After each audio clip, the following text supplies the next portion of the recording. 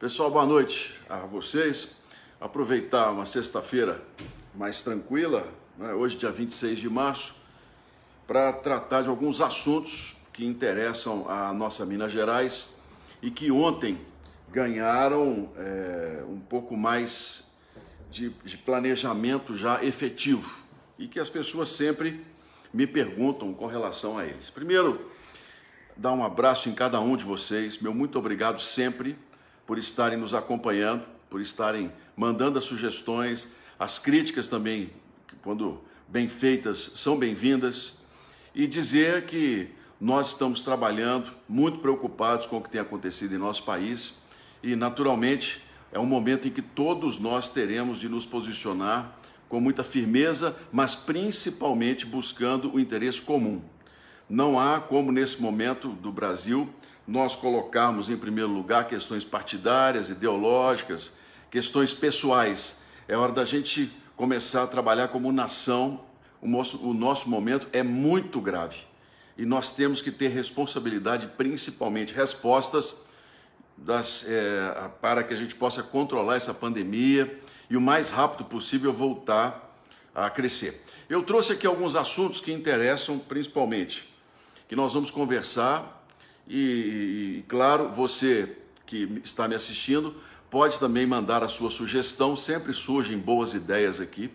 Há pessoas que querem colaborar, que sabem que é pela política que a gente resolve os desafios, né? Pela política que nós resolvemos as questões do país. Não é contra ou antipolítica, pelo contrário, é no diálogo, no consenso é que a gente busca as saídas para o nosso país. Eu trouxe alguns assuntos que nós vamos falar. Primeiro deles, a BR-381, que interessa a todos nós, Valadares, João Monlevade até o Espírito Santo. Depois a BR-367, que era uma atenção especial de toda a gente querida do Jequitinhonha. É uma obra de asfaltamento que há muito tempo nós esperamos, desde Juscelino Kubitschek, vocês sabem, um desrespeito com o Vale, que nós agora temos boas notícias. A BR-135, entre as cidades de Manga e Itacarambi, também um trecho pequeno, sem asfalto, mas que agora já ganha uma outra possibilidade, outro futuro, que nós vamos acompanhar aqui.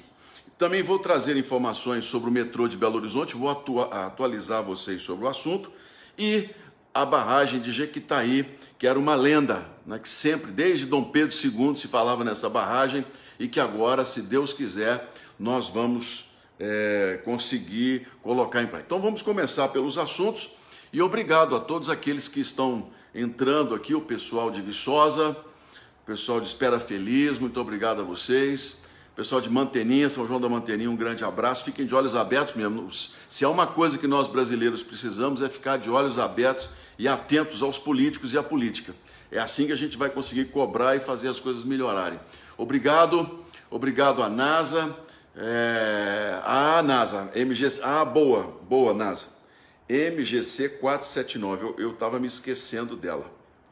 Vou anotar aqui que eu vou contar para vocês o que é que nós estamos fazendo para poder tentar ajudar a resolver a MGC 479.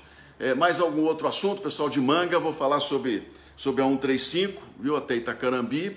Nós vamos colocar Jequitaí, muito bem, Valdir, muito obrigado a vocês, o Afrânio, olá, um abraço, Luciano, BR-381, perto de Campo Belo, tem um pedido de Carmo da Mata, né, o pessoal lá de Carmo da Mata pediu também na MG lá uns quebra-molas, a 381 em Campo Belo precisando de algumas questões, 367, eu vou tentar falar daqui a pouquinho para vocês, tá? Alô, Estevão.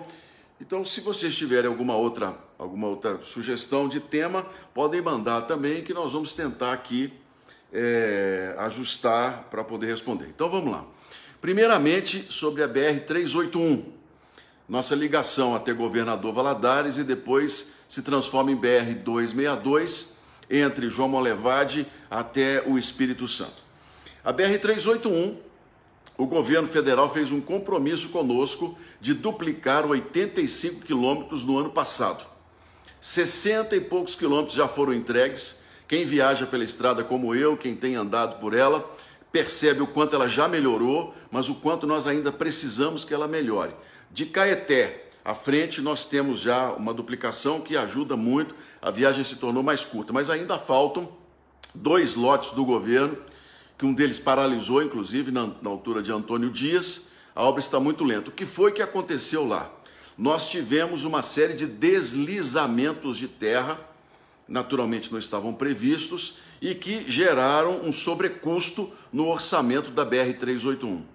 Nós precisamos, então, para o orçamento deste ano, colocar mais dinheiro para que a BR-381 pudesse avançar e a obra ser entregue como foi acertado com o governo antes da privatização.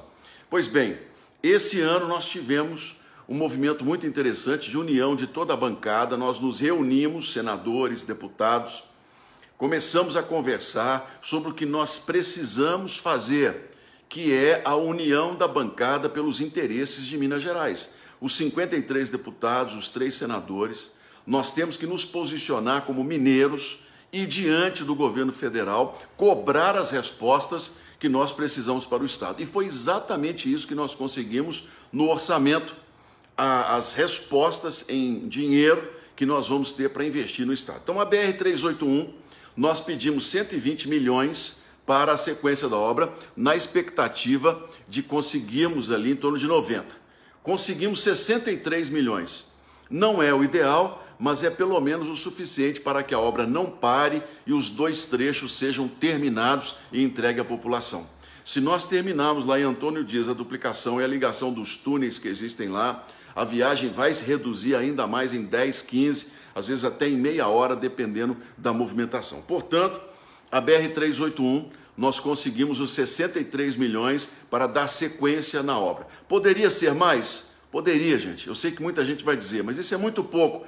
Mas diante de um orçamento em que nós estamos no país com a pandemia da forma como está, infelizmente, todos nós tivemos que abrir mão de valores para que a gente pudesse ajustar as contas, fazer inclusive o pagamento do auxílio emergencial até fora do teto, sem pesar tanto, e fazer com que o país continue andando, principalmente na compra das vacinas. Então você que circula pela 381, que tem seus grupos de WhatsApp, nós temos 63 milhões, uma emenda de bancada, viabilizada por todos os parlamentares, que vai nos possibilitar a finalização do trecho de Antônio Dias e nós entregamos a parte do governo, o governo entregar a Minas Gerais, a parte prometida dos 85 quilômetros, agora definitivos. A privatização da rodovia, que já é uma decisão tomada, nós estamos aguardando a devolução pelo TCU do edital para a publicação. A expectativa é de que agora, nesse mês de março, ou talvez no início de abril, o Tribunal de Contas da União nos devolva o edital ao Ministério da Infraestrutura e nós possamos colocar a 381 em concessão para que a gente tenha já um planejamento sobre a duplicação. Ontem eu tive uma reunião muito longa com o ministro da Infraestrutura, discutimos vários assuntos do Estado, entre eles a 381, e eu levei ao ministro, nós temos 3 grandes grupos estrangeiros interessados na privatização. Havia uma preocupação de que não houvesse interesse, dado até a pandemia, mas não. Temos 3 grupos estrangeiros representando consórcios internacionais, Emirados Árabes e Londres, China, naturalmente está sempre presente, e agora um grupo espanhol que já tem estradas concessionadas no Brasil, interessado na 381, inclusive eles devem trazer uma delegação ao Brasil muito breve, assim que nós tivermos pelo menos mais tranquilidade sobre a pandemia, e eu posso acompanhá-los para mostrar claramente o tamanho do desafio que eu poderia acompanhá-los, né? Para que a gente possa mostrar o tamanho do desafio que é a duplicação da 381. Uma das ideias, inclusive, é criar-se quem sabe, um desvio, não se fazer mais ali Via da Luz, o antigo Gorduras, ali aquela região de Sabará, se criar um outro acesso, quem sabe até dentro de uma possibilidade de um rodoanel que já está sendo planejado pelo governo do estado para os próximos anos. Então nós estamos andando. A concessão da 381 até o final do ano, no segundo semestre, teremos notícias, possivelmente, se Deus quiser, até no primeiro, quem sabe, vai ser uma excelente notícia para todos os mineiros, porque é uma questão de honra para nós, um compromisso de campanha, nós colocarmos essa rodovia em condições das pessoas trafegarem, ok? Então estão aí as informações sobre a BR-381. A BR-367, que liga na parte que ainda não está asfaltada. Vamos agora para o Jequitinhonha, entre Jacinto e Salto da Divisa. Nós temos a emenda já colocada no orçamento, também aprovada, para o início do asfaltamento, agora com a finalização das chuvas. Estão sendo feitas primeiro as pontes, são várias pontes que têm que ser feitas, já estão sendo feitas. Então quem passa por lá já está vendo que a obra está em sequência, quer dizer, não é só mais apenas uma promessa, a obra já começou a ser feita. Eu tenho um compromisso com a população do Jequitinhonha de não deixar a obra parar, de nós mantermos. Eu pedi, o ano passado, coloquei uma emenda de 90 milhões de reais dentro do orçamento, conseguimos a aprovação imediata de 27 milhões, também com a votação de todos os deputados. E aqui eu quero dar um abraço a todos eles, os deputados que militam pelo Jequitinhonha, que também votaram a favor dessa emenda para que nós tivéssemos recursos e a rodovia ter a sua sequência daqui para frente. Portanto, a 367 muito breve se tornará uma realidade também. O asfaltamento, terminadas as pontes, teremos o início do asfaltamento para essa ligação que é tão importante do Jequitinhonha. Para que você que não conhece a região, além de linda, é uma região que tem um potencial produtivo na fruticultura muito grande, mas que não tem uma estrada de escoamento de boa qualidade. Esse trecho entre Jacinto e Salto da Divisa, um trecho pequeno, 70 quilômetros de estrada de chão, mas que dificulta muito o trânsito das pessoas por aquela região e que agora será asfaltado e naturalmente entregue para que a gente possa desenvolver o vale com as riquezas que existem por lá. Estou muito satisfeito, quero mais uma vez dizer do empenho de todos nós com relação a essa questão da 367. E eu tenho uma promessa, um compromisso feito com os prefeitos da região, de que breve nós faremos lá também um grande seminário com a Codevasf. Eu fui o relator do projeto que expandiu a área de atuação da Codevasf para o Jequitinhonha, também o Alto Rio Pardo, e nós vamos conversar com os prefeitos e levar a eles as novas possibilidades para que a gente possa desenvolver as cidades, na questão de saneamento básico, a questão de melhorar as estradas vicinais, treinamento de mão de obra, incentivo aos arranjos econômicos. Nós temos uma chance muito grande de mudar a realidade em várias daquelas cidades e isso nós estamos trabalhando para ajudar. Eu tenho muita confiança de que iremos levar boas notícias ao povo do Vale do Jequitinhonha muito breve. Então a 367 está também com recursos garantidos para que a obra continue e vocês têm o meu compromisso, o compromisso do governo de que a obra será entregue para todos os mineiros do Vale do Jequitinhonha, também do Mucuri que utilizam e o pessoal do norte de Minas quando vai para o sul da Bahia utilizando aquela parte. Pois bem, BR-135. BR-135 no trecho entre Manga e Itacarambi, é um trecho ainda também de terra. Há muitos anos, na época do Itamar Franco, esse trecho não pôde ser asfaltado. Itamar Franco teve um problema na época, o presidente Fernando Henrique Cardoso. Também nós tivemos lá na época alguns deputados de esquerda que incentivaram os chacriabás a se revoltarem, pedirem aquilo que infelizmente estava longe de ser alcançado e a estrada ficou sem ser asfaltada. Hoje, os chacriabás entendem a importância do asfalto, passa dentro da reserva, para o desenvolvimento da região. E nós temos ali, Manga e Itacarambi, um trecho que precisa para que a gente possa também dar a 135 um escoamento mais rápido para o sul da Bahia e os portos do Nordeste.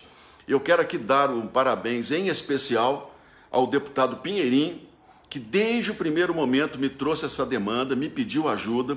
Ele, o deputado estadual Arlen Santiago, nós fomos pela primeira vez ao Ministério da Infraestrutura, levamos a proposta, buscamos um acordo também com os caciques, eu estive pessoalmente lá com os chacriabás, conversamos sobre isso e nós conseguimos fazer um acordo e o compromisso do Ministério de que nós iremos asfaltar a estrada. Pois bem, há o recurso no orçamento e agora o DENIT pode dar sequência no projeto, nas licenças e entregar essa obra tão importante também para o norte de Minas. Vocês vejam, eu estou tentando chamar a atenção hoje, de que quando a gente se une, quando a gente coloca os interesses próprios de lado, a gente avança.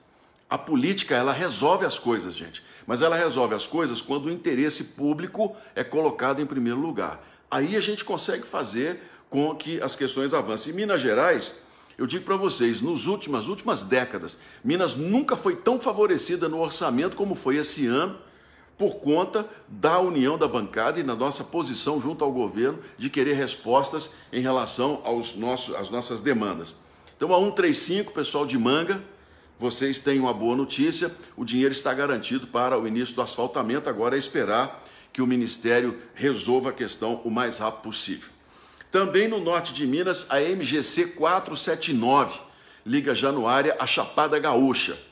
É uma estrada estadual, são 170 quilômetros, que terá uma parcela agora asfaltada até Pandeiros, mas ficará ainda com um trecho muito grande e há uma luta naquela região para que ela seja asfaltada. Nós estamos conversando com o governo federal, inclusive o deputado Arlen Santiago já entrou com um projeto na Assembleia Legislativa federalizando a MG 479, entregando para o governo federal. Eu tenho conversado com o ministro Tarcísio a possibilidade de que o governo assuma não só a 479, mas várias rodovias estaduais do norte e do noroeste de Minas, torná-las federalizadas em troca da concessão da Ferrovia Centro-Atlântica antecipada. Para quem conhece, nós temos uma ferrovia que sai de Anápolis, em Goiás, corta toda a Minas Gerais pelo Triângulo, Alto Paranaíba, para aqui na região de Metropolitana e daqui segue até Vitória, no Espírito Santo. É a ferrovia mais longa, de maior construída, né? Maior quilometragem em todo o Brasil. Então eles querem, a empresa VLI quer antecipar a concessão. Nós vamos antecipar, mas são 14 bilhões de investimento, que iriam 37% para São Paulo e apenas 15% para Minas. Nós conseguimos barrar esse acordo, e estamos trazendo para Minas Gerais a maior parte dos investimentos da outorga, estamos conseguindo reverter essa situação e no acordo está a proposta de nós federalizarmos as principais rodovias do noroeste e do norte de Minas para que elas sejam asfaltadas.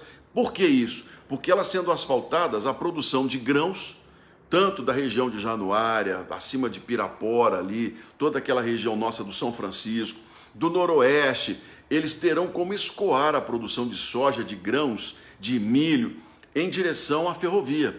E isso nós estamos trabalhando assim, já bem avançados, juntamente com a Fundação Dom Cabral, na criação, inclusive, de terminais entre Unaí e Pirapora. Então, vocês da MGC 479 não foram esquecidos.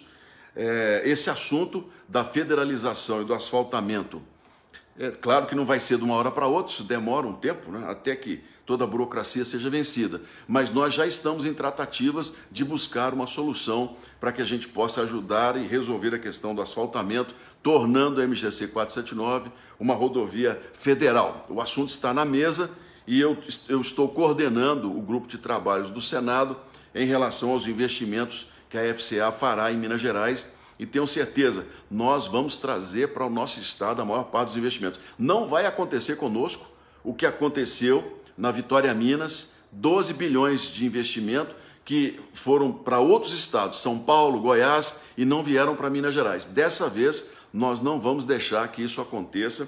Estamos atentos lá em Brasília para resolver essas questões. Então, já falamos sobre as 4 principais rodovias de Minas Gerais, você já tem a notícia. Vamos falar agora sobre a barragem de Jequitaí, que vocês sabem é um assunto que eu trato com muito carinho. Uma barragem que, desde Dom Pedro II, ela é planejada e sempre virou lenda. Gastaram lá uma fortuna, 200 milhões de reais, só tem pedra. É uma coisa impressionante como se gastou dinheiro público de uma maneira incorreta. Bem, mas eu tenho que falar do futuro. Nós agora, o ano passado, conseguimos 58 milhões de reais em emendas, 50 milhões da parte do senador Rodrigo Pacheco, 8 milhões da minha parte, dinheiro que já está no IDENE, que é o Instituto de Desenvolvimento do Nordeste, que será o responsável pela construção da barragem. Este ano, uma emenda minha, proposta de 56 milhões, foi aprovada por unanimidade também pela bancada, ou seja, todos os deputados, os 3 senadores votaram, não, né, foi uma iniciativa que eu levei, mas todos apoiaram. e nós conseguimos mais 56 milhões para Jequitaí, que está pronta para ser iniciada. O IDENE já tem toda a documentação, o IDENE já fez todas as auditorias, os acordos foram feitos, né? Para agilizar, estava na Secretaria de Agricultura de Minas, nós articulamos, eu e o Arlen Santiago, com o governo do estado, para que fosse para o IDENE, que é muito mais rápido que o Instituto de Desenvolvimento do Nordeste, e nós conseguimos. Então agora nós vamos aguardar, que com essa pandemia não há como a gente começar uma obra daquele porte que vai gerar muitos empregos ali. Essa barragem de Jequitaí, gente, vai gerar 100 mil empregos diretos depois de pronta, na área da irrigação, da agricultura, vai atender lá umas 30 cidades, vai regular o fluxo do rio em direção ao São Francisco, vai ser uma obra muito importante. E eu fico muito feliz de contar isso para vocês, porque tem pelo menos uns 30 anos que Minas não recebe uma grande obra contra a seca. Nós somos esquecidos e agora estamos conseguindo esse benefício da parte do orçamento para ajudar a população no entorno de Jequitaí. Outras barragens também estão na mira, nós estamos analisando o que fazer e com esse consenso nós poderemos, quem sabe, muito breve entregar à população um trabalho maior. Então, o pessoal de Jequitaí, aqui a minha boa notícia de 56 milhões aprovados, né, uma proposta da minha parte e apoiada por todos os deputados e senadores e que agora está destinada a isso. Quando vai reiniciar a obra? Bem, eu convidei pessoalmente o próprio presidente Jair Bolsonaro a vir começar a obra em abril, mas com a pandemia e com a situação da agenda do presidente está um pouco difícil. De qualquer maneira, assim que nós tivermos da parte das autoridades sanitárias a autorização de que as pessoas podem voltar a trabalhar, né, que nós tivemos controle da pandemia, Jequitaí será reiniciada e nós faremos lá, se Deus quiser, uma grande festa para todos vocês do norte para Minas Gerais. Olha, 30 anos sem uma grande obra contra a seca que nós estamos agora trazendo, tornando realidade dentro do orçamento, hein? É uma coisa impressionante isso daí. Pois bem, então já falei sobre os 5 assuntos. Assim, atualizar a questão do metrô de Belo Horizonte. Vamos lá. Muita gente cobrando sobre o metrô. Olha, não é um nó fácil de desfazer. Se fosse fácil, alguém já teria feito, né? Todas as vezes que a gente fala que o metrô está se tornando uma realidade, aparece um tanto de paz. Já observaram? Todo mundo tira foto, todo mundo se apresenta, só que quando o negócio dá errado, todo mundo some. Ninguém mostra a cara. E eu não. Eu tenho um compromisso com a capital e com a região metropolitana de resolver esse assunto, de buscar uma solução. E essa solução está caminhando, ok? Vocês se lembram, nós tínhamos a questão das multas, 1 bilhão e 200 milhões que no ano passado viriam para o metrô, multas ferroviárias, e que infelizmente foram colocadas no Tesouro. Ou seja, virou o ano, agora é receita obrigatória da União, não tem como a gente fazer a mudança. Eu pedi, inclusive, na Justiça, que fosse feito um novo acordo, que fosse desfeito o antigo, para facilitar. 27 cidades mineiras entraram na Justiça, ingressaram pedindo ao juiz que permitisse que esse dinheiro fosse distribuído entre todos. Ou seja, a nossa desunião é que nos leva a perder. Porque se nós fôssemos mais unidos, como estamos tentando e fazendo lá entre os deputados e senadores, as coisas avançam. Mas quando todo mundo quer ganhar, ninguém ganha nada. Foi o que aconteceu. Nós perdemos 1 bilhão e 200 milhões porque nós não tivemos consenso sobre como utilizar esse dinheiro para o melhor de nós. E aqui eu não vou entrar em questões porque o que eu preciso agora é resolver. Então, bem, conversado lá com o ministro, o modelo está sendo definido, é o BNDES quem está fazendo toda a avaliação. Nós temos um compromisso do Ministério da Economia, já está acertado que o metrô receberá 1 bilhão e 200 milhões de reais em títulos, ou seja, dinheiro. Nós teremos ainda áreas da União que serão colocadas para capitalização. O aeroporto do Carlos Prates, que vai ser desativado em dezembro, é uma área muito grande, também será colocada como parte do patrimônio. A CBTU será separada do restante, se tornará uma empresa independente.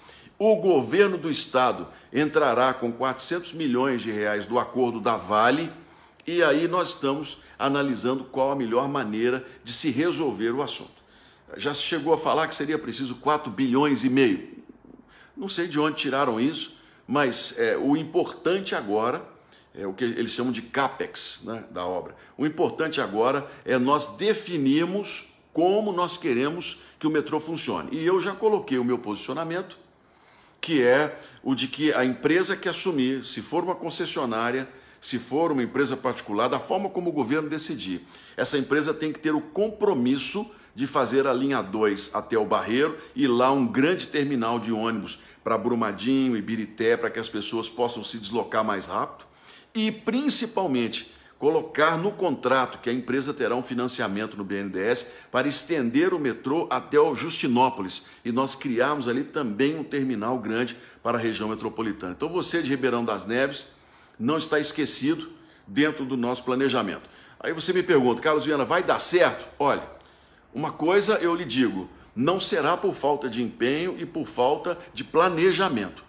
Tudo dependerá de como as questões elas caminharão daqui para frente dentro do governo. E eu estou muito otimista de que a gente possa colocar em funcionamento. E não é uma política de governo, ou seja, de quem está comandando. Será uma política pública de planejamento para a solução do metrô de Belo Horizonte, que já virou essa novela, né? E como eu disse, quando surge uma notícia boa, todo mundo publica. Olha o Instagram, está cheio de Facebook, gente.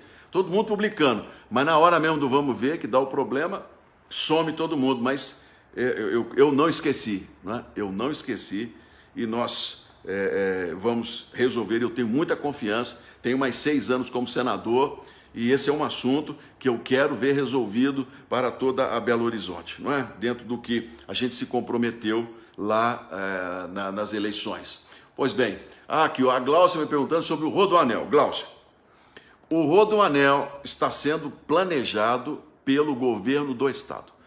No acordo que foi feito com a Vale, há uma boa parte do dinheiro, 4,5 bilhões de reais, destinados à construção de um Rodoanel. Eles estão definindo agora qual será o posicionamento desse anel. Se ele sairá sul, passando ali Betim, saindo lá em Santa Luzia, ou se ele será norte, saindo por trás de Santa Luzia e caminhando até a BR-040. É uma definição que está com o secretário Marcato, que é muito competente, uma pessoa que tem uma visão muito interessante sobre planejamento e já está sendo feito. Então, o dinheiro do acordo já está delineado, né? Agora, nós precisamos apenas que o governo defina. A definição desse Rodoanel pode, inclusive, definir claramente os rumos da privatização da 381. Podemos fazer ali um conjunto de projetos em relação a isso. Também demorará, não será uma questão de hoje ou amanhã, mas pelo menos nós temos um norte. Porque se nós já tivéssemos pensado isso lá atrás, 10, 15 anos, nós já teríamos resolvido a 381, teríamos resolvido o anel. Mas como não resolvemos, ou seja, estamos colhendo o fruto do descaso com que Minas Gerais foi tratada nas décadas passadas, principalmente pela política, ok? Então vocês que estão acompanhando, muito obrigado. Acho que falei sobre os principais assuntos, né? E aquelas outras que nós trouxemos futuramente. Quero encerrar aqui, primeiro repudiando por completo a notícia de que políticos mineiros e empresários se vacinaram na frente das pessoas. Eu entendo isso como algo antiético. Se nós optamos pela fila, se nós optamos pelos grupos de prioridade, então é a obrigação de todos nós cumprirmos as regras. Eu não concordo, em espécie alguma, que nós tenhamos qualquer tipo de privilégio. Nós políticos temos de ser os primeiros a dar o exemplo. Eu repudio essa notícia, entendo isso como uma vergonha para Minas Gerais e eu espero que o Ministério Público, que a Polícia Federal nos indique, nos diga claramente como isso entrou e que resolva o assunto.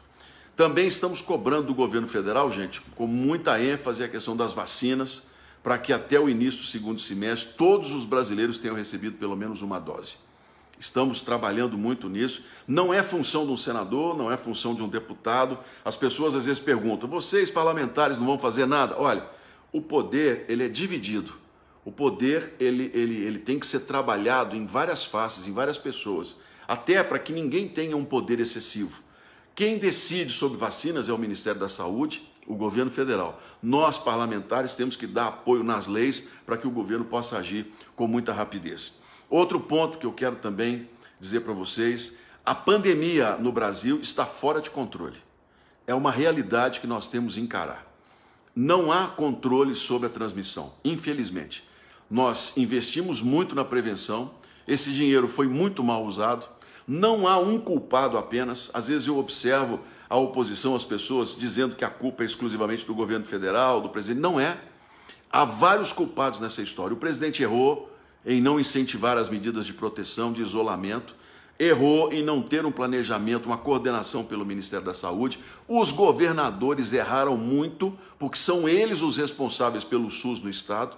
Os prefeitos também erraram, muitos deles, porque vários do dinheiro que nós mandamos da Covid, esse dinheiro foi usado para pagamento de folha, foi usado para contratação de cabo eleitoral, está aí o Tribunal de Contas. Ou seja, o dinheiro não foi usado na prevenção, não tivemos uma coordenação. Veja, Minas Gerais abriu um hospital de campanha, desfez desse hospital, agora nós não temos leito para todo mundo. Ou seja, nós temos vários erros, uma tragédia nunca tem apenas uma face. Então agora, você que está me assistindo, preste muita atenção, a pandemia está fora de controle em nosso país. Até que nós tenhamos a vacina para todas as pessoas, alguns pontos são muito importantes. Primeiro, a sua disciplina em se cuidar, em usar a máscara, o álcool gel, evitar aglomeração, evitar festas. Se você está trabalhando, trabalhar sempre com segurança, é a primeira coisa, é a nossa disciplina. É o primeiro passo para a gente controlar a pandemia. Os cuidados individuais. Segundo, eu sei que muita gente não gosta, os comerciantes ficam muito prejudicados, mas o lockdown agora ele é obrigatório. Por 15 dias, 20 dias, é a única maneira que nós temos de controlar, reduzir a transmissão do vírus e voltar a ter leitos para atender as pessoas. Essa é a nossa realidade hoje, gente. Eu, inclusive, sou a favor que o próprio presidente da República decretasse um lockdown nacional de 2, 3 semanas, nós parássemos o país para parar a transmissão do vírus e nós temos o recontrole da situação. Outra questão, a compra das vacinas, que nós perdemos a fila. Nós ficamos num debate que não nos levou a nada, se a vacina era da China, se não era da China, era vacina. Isso sabe o que aconteceu? Nós perdemos o lugar da fila, um país com 210 milhões de habitantes e estamos pagando um preço altíssimo de 3.200 pessoas morrendo todos os dias. Então é hora da gente botar a mão na consciência, deixar de lado as diferenças ideológicas e começarmos a combater a pandemia com muito mais seriedade, como nós não fizemos até hoje. Nós já estamos em 300 mil mortos. Podemos chegar a muito mais do que isso. 500 mil, já pensaram? 500 mil de brasileiros morrerem por conta da Covid? Então, por favor, eu peço a você que está me assistindo, né? Cuidado, disciplina, máscara, álcool, evitar aglomeração. Segundo, conversar com as pessoas sobre isso, evitar sempre. Eu sei que muita gente tem que andar num ônibus lotado, então sabe o que tem que fazer? 2 máscaras no rosto, o tempo todo, lavando as mãos, chegando. Essa disciplina pessoal vai nos ajudar muito em relação a isso. E saibam que lá nós estamos trabalhando, cobrando muito. Agora, recentemente, nós fizemos um contato com o parlamento da Coreia, e o parlamento da Coreia se predispôs a ceder 40 milhões de doses para os brasileiros. Nós já fizemos os contatos diplomáticos, a presidência do Senado, a Comissão de Relações Exteriores, e lá nós podemos, quem sabe na próxima semana, ter uma boa notícia de pelo menos 10 milhões de doses colocadas à disposição dos brasileiros, vindas da Coreia, que tem várias fábricas. A Coreia que já está terminando de vacinar a sua população, que conseguiu controlar o vírus por disciplina do povo, disciplina das pessoas. E a quem sabe a gente consiga muito breve ter uma boa notícia. Portanto, enquanto nós não tivermos a vacina, para que a gente possa imunizar todos os brasileiros, é nossa responsabilidade de cada um evitar a transmissão e se cuidar, porque é uma tragédia o que está acontecendo em nosso país e nós poderíamos ter evitado isso. Se vocês pegarem a minha live do ano passado, eu colocava aqui para vocês o seguinte: olha, eu espero que nós brasileiros aprendamos com o que está acontecendo em nosso país, que a gente reorganize o sistema do SUS para torná-lo mais eficiente. Infelizmente, não aprendemos com os erros. Infelizmente, mantivemos uma estrutura falida, não funciona, uma estrutura que gasta muito e que não atende aos brasileiros como merecemos. Resultado, Todas as nossas barreiras sanitárias caíram e nós temos aí essa quantidade de mortes absurda em todo o país. Então é hora da gente trabalhar com a consciência, com disciplina, para a gente poder resolver e vencer essa página. Meu muito obrigado a todos. Hoje, sexta-feira, eu sempre gosto de me despedir. Shabbat Shalom, que tenham um sábado de paz, um sábado de alegria. A todos os meus irmãos, especialmente os cristãos evangélicos, vamos orar muito pelo Brasil, muito, orar pelas autoridades, pedir que Deus nos dê sabedoria para que a gente possa vencer esse momento de tanta tristeza e tanta dificuldade, mas de tanto desafio, que a gente possa sair pessoas melhores, viu? Shabbat Shalom, um abraço a todos vocês, meu muito obrigado, gente. Se Deus quiser, até breve.